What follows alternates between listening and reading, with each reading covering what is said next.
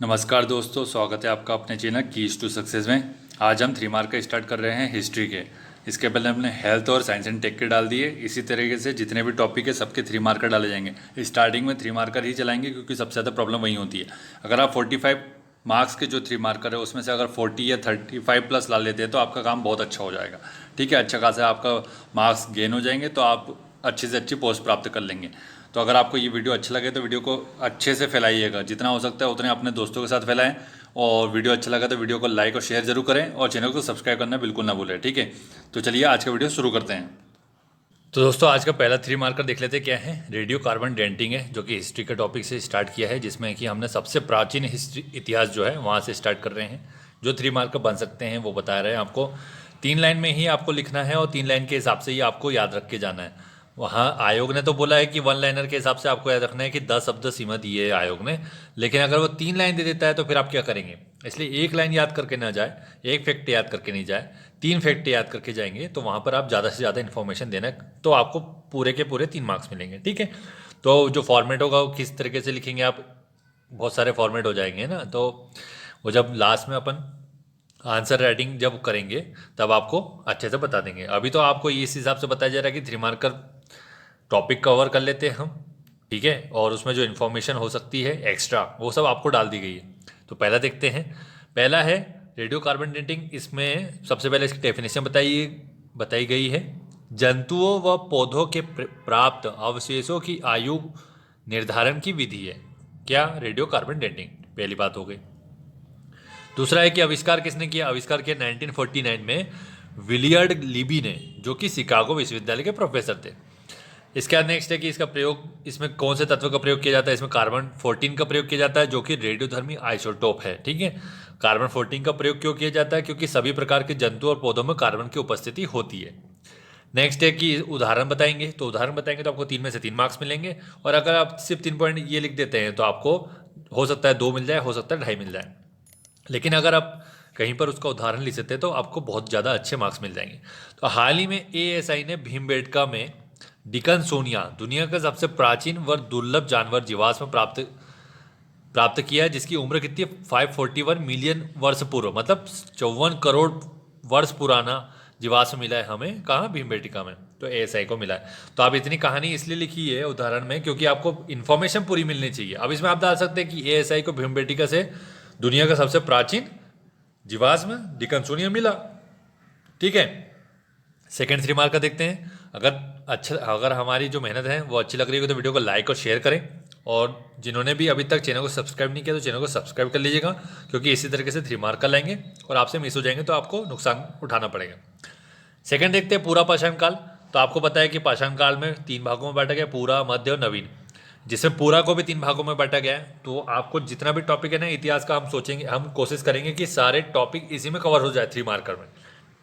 ठीक है, 5 मार्कर और 11 मार्कर की बात तो हम बाद में करेंगे, पहले 3 मार्कर को देखते हैं, क्योंकि 3 मार्कर ही कवर नहीं हो पाता टॉपिक। क्योंकि आप पाषाण काल पढ़ेंगे तो पाषाण काल में कब क्या क्या हुआ है, किसकी खोज हुई है, कौन से पत्थर का यूज़ किया, कौन से सबसे बड़ी धातु यूज़ की गई है, कौन से क्षेत्र थे, उसका आपके पास मटेरियल जब दिमाग में जाएगा तो आप उसको बना करके लिख सकते हैं अगर कोई भी प्रकार का क्वेश्चन आता है तो इसमें देखते हैं कि पूरा पाषाण काल अगर पूछा है इन्होंने तो क्या लिखेंगे। समय लिखेंगे सबसे पहले 25 लाख ईसा पूर्व से लेकर के 12,000 ईसा पूर्व। ठीक, इसके भाग लिख देंगे कि 3 भाग है, निम्न पूरा पाषाण काल, मध्य पूरा पाषाण काल और उच्च पूरा पाषाण काल। अब इसमें 2-3 पॉइंट लिख सकते हैं। निम्न पूरा में स्थल लिख दीजिए, उपकरण लिख दीजिए कौन से यूज़ करते थे और विशेष जो भी है।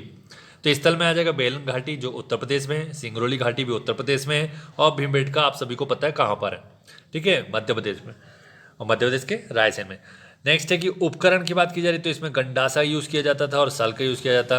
विशेष की बात करें तो ये खाद्य संग्राहक और आखेटक का काल था, मतलब शिकार का काल था। ठीक है, तो इसमें जो मानव होता था वो खाद का संग्रहण करता था, उत्पादन नहीं करता था। नेक्स्ट है इसके बाद, नेक्स्ट है कि मध्यपूरा पाषाण काल देख लेते हैं। इसमें जो स्थल है इसके नर्मदा घाटी है, कर्नूल गुफा है आंध्र प्रदेश की, अतिराम पक्कम है। ठीक है, ये तीन इसके स्थल हो गए। उपकरण की बात करें तो फल से बने औजार हो गए। विशेष में क्या है, निएंडरथल का जो मानव का युग था वो इसी से संबंधित था। तो इसे क्या कहा जाता है, निएंडरथल मानव का युग कहा जाता है मध्यपूरा पाषाण काल को। इसके बाद है कि उच्च पूरा पाषाण काल। इसके स्थल देख लेते हैं। पहलगाम कहाँ पे, आपको पता होना चाहिए, नहीं पता तो इसमें इसलिए देश करके लिख दिया गया ताकि आपको इन्फॉर्मेशन पता चल जाए। पहलगाम 16R कहाँ पर है? राजस्थान में। हुसगी कहाँ है? कर्नाटक में। तो ये इसके 3 स्थल हो गए। उपकरण की बात की जाए तो हार्पून और फल्क का यूज़ किया गया है। और भीमबेटका की बात कर रहे हैं तो भीमबेटका के जो चित्रकला है, लाल हरे रंग का जो यूज़ किया गया है वो उच्च पूर्व पाषाण काल का है। ठीक है।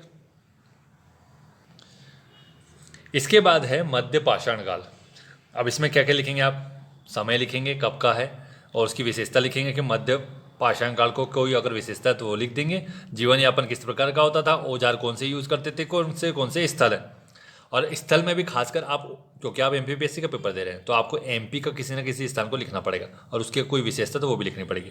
तो चलिए देख लेते हैं एक एक करके। तो इसका समय है 12,000 ईसा पूर्व से लेकर 10,000 ईसा पूर्व। ठीक है, पहली बात। दूसरी बात है कि इसे माइक्रोलिथ युग या लघु पाषाण युग कहा जाता है। क्यों कहा जाता है? क्योंकि इसमें जो उपलब्ध उपकरण जो हमें मिले हैं वो छोटे, उनका आकार बहुत छोटा था। ठीक है, पाषाण के ही थे वे, लेकिन बहुत छोटे छोटे थे। इस वजह से क्या कहा गया, इसे माइक्रोलिथ युग कहा गया। इसके बाद जीवन यापन कैसे करते थे? लोग शिकार करते थे। अभी भी मनुष्य उत्पादन करना नहीं सीखा था। उसके बाद औजार में क्या यूज़ किया गया? बेधनी और अंध्र चंद्रकाल का यूज़ किया गया। स्थल देख लेते हैं। स्थल हो गया महदहा, सरायनाहर। यहाँ से क्या मिला? यहाँ से मानव अस्थि पंजर के साक्ष्य मिले। एक्स्ट्रा इन्फॉर्मेशन आपको दी गई, ऐसी इन्फॉर्मेशन आप डाल दीजिएगा वहाँ। चौपानी मांडो हो गया। आदमगढ़ की गुफाएं हो गई, आपको सभी को पता है आदमगढ़ कहाँ है। ठीक है, मध्य प्रदेश के होशंगाबाद में, और यहाँ पे पशुपालन का साक्ष्य मिला था। तो इतनी इन्फॉर्मेशन डालेंगे तो 3 में से 3 नंबर देने से कोई नहीं रोक पाएगा आपको। बस ये है कि थोड़ा लाइन का आपको ध्यान रखना है। 3 लाइन मिलेगी, 3 लाइन में आपको यहाँ से आपको दे दिया मैंने मेन कंटेंट जो आपको लगाना है, वहाँ पर देना है। तो आपको जो याद आ रहा है इसमें से वो आप लिख के आइएगा, क्योंकि आप पढ़ तो लेते हैं यहाँ पर अच्छी अच्छी इन्फॉर्मेशन, लेकिन वहाँ पर याद आना बहुत बड़ा टास्क हो जाता है। तो जितना याद आ रहा है उतना लिखिए, लेकिन अच्छा लिखिए। ठीक है। इसके बाद देखते हैं, इसके बाद ये मैप भी आपको बताया जाएगा कि पूरा पाषाण काल, मध्य पाषाण काल और नव पाषाण काल के जो स्थल है ना, उसके बारे में बता देंगे। तो इसको ये थोड़ा सा, ये जब 3 मार्कर है वो कंप्लीट होने के बाद बताएंगे, तो तब तक आप रुक जाइएगा। ठीक है, वीडियो को लास्ट तक, अगर वो मैप देखना है तो वीडियो को लास्ट तक देखिएगा। इसके बाद नेक्स्ट है नव पाषाण काल। ठीक है, तो जैसे कि आपको अभी बताया था कि पूरा टॉपिक कवर करेंगे अपन, तो नव पाषाण काल देख लेते हैं। नव पाषाण काल का समय देख लेते हैं कि 10,000 ईसा पूर्व से लेकर के अब तक का समय। अब ये जो समय है ना, वो थोड़ा बहुत वेरी भी हो सकता है। आप कहीं पे हो सकता है आपको 12,000 ईसा पूर्व मिल जाए, तो ये थोड़ा बहुत वेरी आपको सभी प्रकार की बुकों में अलग अलग मिलेगा। लेकिन एग्जैक्ट जो डाटा मैंने उठाया है ये 10,000 ईसा पूर्व से लेकर अब तक का ही है, तो जो समय उठाया वो काफ़ी हद तक सही है। नेक्स्ट है इसके बाद स्थल देख लेते हैं इसके। बुर्ज होम हो जाएगा कश्मीर का, मेहरगढ़ हो गया, दाउजली हेडिंग हो गया, त्रिपुरा का, चिरांद हो गया बिहार का। इसके आते हैं औजार कौन से? पॉलिश लगे पत्थर के औजार का यूज़ किया गया था इस समय। पत्थर की कुल्हाड़ी भी मिली है इस समय। विशेष क्या है? खाद्य उत्पादों का संग्राहक से उत्पादक और उपभोक्ता का काल माना जाता है। मतलब कि इस समय क्या होने लगा, आखेटक और संग्राहक से की क्रिया तो होती थी, लेकिन उससे आगे बढ़कर यहाँ मानव उत्पादन भी करने लगा और वो स्वयं उपभोक्ता भी बन चुका था। इसके बाद ये है कि खाना बदोश की ज़िंदगी से वो स्थायी आवास प्राप्त हुआ उसे। मतलब कि क्या था कि जगह बदलते रहते थे, आवास स्थायी नहीं था इनका, तो इन्होंने क्या किया, इस समय अपना स्थायी आवास बना लिया कि हम यहीं रहेंगे और यहाँ से कहीं नहीं जाएंगे। हाँ, शिकार करने बाहर जाएंगे, खाद्य संग्रहण करेंगे, दिन भर का काम करेंगे एक्टिविटी, और फिर जो भी भोजन है इनका घर पे ला लेते थे। और फिर जो गुफाएं बना के रखे थे, जैसे कि आपको पता भीमबेटका का गुफा है, तो इस टाइप की गुफाओं में रहते थे, वहाँ खाना बनाते थे और खा के बढ़िया सो जाते थे। ठीक है। इसके बाद ये है कि कृषि का कार्य प्रारंभ हुआ इसी समय। आग का खोज और आग की उपयोग, वो आग का उपयोग माना जाएगा कि यहाँ पर आग का उपयोग सबसे पहले इस काल में माना जाता है, और आग की खोज मध्य पूरा पाषाण काल की बात की जाती है। ठीक है। नेक्स्ट है इसका चावल के साक्ष्य कहाँ से मिले? बेलन घाटी के कोल्डी हवा से मिले। ठीक है, कोल्डी हवा से चावल के साक्ष्य मिले यहाँ पर नव पाषाण काल में। इसके बाद ये कि कृषि के साक्ष्य सबसे पहले कहाँ से मिले? मेहरगढ़ का है बलूचिस्तान में। ठीक है, तो जो आग का उपयोग किया गया उसके साक्ष्य कहाँ से मिले? वो मिले आपको कर्नूल कहाँ पर है? आंध्र प्रदेश में, कर्नूल की गुफाओं से मिले। इसके बाद देखते हैं, ये टॉपिक यहीं खत्म हो जाएगा। ठीक है, प्राचीन इतिहास ताम्र पाषाण काल के बाद। अब इसमें बहुत सारी संस्कृतियाँ थी। जोरवे की संस्कृति, कायथा, मालवा, एरन, इनाम गांव, तो वो इतना इंपॉर्टेंट नहीं रखता, लेकिन उसके जो स्थल है खासकर वो इंपॉर्टेंस रखते हैं कि ताम्र पाषाण कालीन स्थल कौन कौन से। ठीक है, तो देखते हैं इसका समय हो जाएगा 2000 ईसा पूर्व से लेकर 1200 ईसा पूर्व तक। ठीक, और क्या हुआ इस समय? पत्थर और तांबे के औजारों का साथ में प्रयोग हुआ, इसलिए इसको क्या कहा गया है, ताम्र पाषाण काल। अब यहाँ प्लस का साइन लगाया, वो मैंने शॉर्ट में लिखने के लिए लगा दिया गया है। आप इसे पत्थर और तांबे के औजार ऐसे लिख सकते हैं, ठीक है, शॉर्ट में लिखने के लिए। कोशिश रहती है हमारी कि जल्दी से जल्दी आपको बना के दें, क्योंकि एक ही व्यक्ति बहुत सारे काम कर रहा होता है तो हमें टाइम भी लग सकता है, ठीक है। तो आप लोग को थोड़ा सा संयम बरतना पड़ेगा, आपको चीज़ें दी जाएगी, बस ये है कि आपका सपोर्ट अच्छा रहना चाहिए। वीडियो को लाइक और शेयर लगातार करते रहें, क्योंकि आप अगर यहाँ अगर देख रहे हैं तो बिना लाइक करिए मत जाइए, ठीक है। और फिर क्या है, अगर आपने चैनल को सब्सक्राइब नहीं किया तो चैनल को सब्सक्राइब कर लीजिए। चैनल को सब्सक्राइब करेंगे तो आप इससे एक संवेदनशील लोकसेवक बनने की और कार्यरत हो जाते हैं।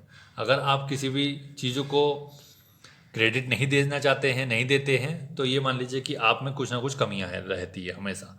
आप किसी ने भी कोई भी काम किया तो उसकी सराहना जरूर की जानी चाहिए, ठीक है। जैसे कि अभी हमारे ओलंपिक के खिलाड़ी हैं, कुछ लोग हार गए, जैसे भवानी देवी हो गई है ना, और भी प्लेयर्स हैं जो हार गए, जैसे मेरी कॉम जी हो गए। तो ये लोग हार गए तो इसका मतलब ये नहीं कि आप उनके संबंध में कुछ गलत बातें करें। उन्होंने उस लेवल पे पहुंचे, प्रयास किया, अपने प्रयास में देश के लिए खड़े हुए, और वे उस प्रयास में हार गए, असफल हो गए, लेकिन वो जिंदगी से नहीं हारे, वो इस प्रयास में हारे, लेकिन वो आगे भविष्य में निश्चित ही मेडल लेके आएंगे। लेकिन जो गवर्नमेंट है, जो केंद्र सरकार है, राज्य सरकार है, जो बड़े बड़े लोग हैं, जैसे सचिन तेंदुलकर हो गया या सदगुरु जी हो गए, उन्होंने बोला कि आपको माफ़ी मांगने की कोई ज़रूरत नहीं है भवानी देवी को, आपने जो प्रयास किया है वो निश्चित ही बहुत अच्छा प्रयास है। तो आपको सराहना की जानी चाहिए हर उस व्यक्ति की जो कुछ ज़िंदगी में अच्छा काम कर रहा है, तभी आप एक अच्छे इंसान बन सकते हैं, अन्यथा आप एक लालची लोलुप इस टाइप के इंसान बन जाएंगे। नेक्स्ट है इसके बाद स्थल, किसी का भी उपयोग करना छोड़ दीजिए। अगर इस प्रकार की प्रवृत्ति है किसी में कि हम किसी का यूज़ करके किसी से हम कोई काम निकलवा ले, तो इस प्रकार की प्रवृत्ति छोड़ दीजिए, क्योंकि एक लोकसेवक में इस प्रकार की प्रवृत्ति बिल्कुल नहीं होती है। एथिक्स का पेपर आप जब पढ़ेंगे तो आपके अंदर जो तत्व है वो बाहर आपको निकालने पड़ेंगे कि मेरे में ये गलत तत्व है, मुझे उससे निकालना पड़ेगा, और जो अच्छे तत्व है किसी से ले लीजिए या आप अपने आप में वो परिवर्तन लाइए। किसी को बुरा लग रहा होगा तो कोई बात नहीं है, बुरा लगना चाहिए। आप में बुराई को लेकर के बुरा लग रहा है तो उस बुराई को हटा सकते हैं, एक अच्छा इंसान बन सकते हैं। नेक्स्ट है स्थल की बात कर लेते हैं। स्थल हो जाएगा आहार, जोरवे, मालवा, कायथा, गीलुन, इनामगांव, एरण। तो इसमें मध्य प्रदेश के बता दीजिए कि कायथा, मालवा और एरण, 3 मध्य प्रदेश के हो गए। तो ये बताएंगे तो आपको क्या, उसको क्या पता चलेगा कि यार इसे मध्य प्रदेश की भी इन्फॉर्मेशन है प्लस इंडिया लेवल की भी इन्फॉर्मेशन है, अच्छी इन्फॉर्मेशन। और इसके बाद देखते हैं कि विशेष देख लेते हैं। इसमें क्या है, मनुष्य सर्वप्रथम तांबे का प्रयोग किया है। इसमें सबसे पहले धातु का, कौन सी धातु का यूज़ किया गया था, तांबे का। इसके बाद है मातृ देवी की पूजा की मूर्ति मिली हुई है इनाम गांव से। फिर उसके बाद चित्रित मृत भांड भी प्राप्त हुए। मनके का हार प्राप्त हुआ कहाँ से, कायथा से। इसके बाद क्या, लेखन कला से ये अपरिचित थे। तो ये 2 3 4 पॉइंट डाल सकते हैं आप, तो आपको इससे समझ में आ गया।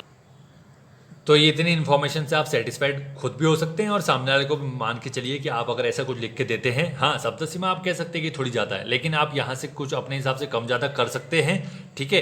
इतना इफेक्ट देने का कारण यही है कि आपके पास ज़्यादा इन्फॉर्मेशन होनी चाहिए। ज़्यादा इन्फॉर्मेशन तो कम शब्दों में लिखा जा सकता है, लेकिन अगर कम ही इन्फॉर्मेशन है तो उसे ज़्यादा शब्दों में क्या रखेंगे, है ना।